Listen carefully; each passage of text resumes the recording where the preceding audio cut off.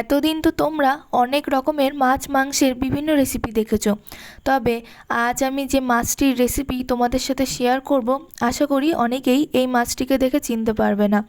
আবার অনেকে হয়তো নামই শোনেনি কোনো দিন। এটি হচ্ছে পাকাল মাছ। আমরা এটাকে তুরা পাকাল বলি।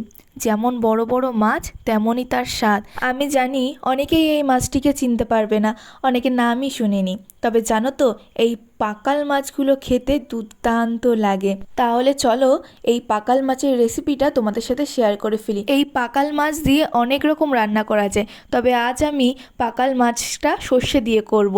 তাহলে চলো রান্নাটা শুরু করে ফেলি। প্রথমেই পাকাল মাছগুলোতে লবণ আর হলুদ মাখিয়ে নিয়েছি ভালো করে। এবারে কড়াইতে সর্ষের তেল গরম করে কালো জিরে আর শুকনো লঙ্কা ফোড়নের জন্য দিয়ে দিয়েছি। এরপর একে একে মাছগুলোকে দিয়ে দেবো। মাছটা দিয়ে ওই 2 মিনিট মতো একটু ভেজে নিতে হবে। তো আমি এখানে ঢাকনা দিয়েই ভেজেছি। এবারে মশলাটা রেডি করে নিতে হবে। তার জন্য দেখো আমি নিয়েছি সাদা সর্ষে, জিরে আর কয়েকটা পাকা পাকা থেকে কাঁচা লঙ্কা। মশলাটা বাটা হয়ে গেছে। এবারে মাছগুলোকে আর একবার নেড়ে চেড়ে মশলাটাকে মাছের ভিতরে দিয়ে দেবো। মশলা দিয়ে অল্প করে দিয়ে দেবো মশলা ধোয়া জল। এবারে পরিমাণ মতো এর ভিতরে জল দিয়ে দেবো। শহরাঞ্চলের বাজারগুলোতে এই ধরনের মাছ খুব একটা পাওয়া যায় না, আর যদিও বা পাওয়া যায় দাম থাকে কিন্তু অনেক। তবে আমাদের এই গ্রামের দিকটাতে এই ধরনের মাছ কম বেশি অনেকই পাওয়া যায়, দামটাও অনেক কম থাকে। দেখো ঝোলটা ফুটে গিয়েছে। এবার আমি ঢাকনা খুলে এর ভিতরে লবণ, হলুদ গুঁড়ো আর কয়েকটা চেরা কাঁচা লঙ্কা দিয়ে দিলাম। এরপরে এটা ভালো করে রান্না করে নেবো।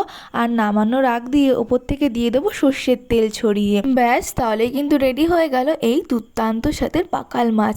তোমরা পাকাল মাছ এইভাবে বাড়িতে রান্না করে খেয়ে দেখবে, দারুণ লাগে। আমি তো প্রথম এই মাছগুলো খেতাম না, তবে এর স্বাদ জানো তো অনেক ভালো। আজকের ভিডিওটাও এখানেই শেষ করছি। আজকের এই রেসিপিটা যদি তোমাদের ভালো লেগে থাকে তাহলে অবশ্যই লাইক, কমেন্ট আর শেয়ার করে দেবে। আর যারা নতুন আছো আমার চ্যানেলটা সাবস্ক্রাইব করে দেবে।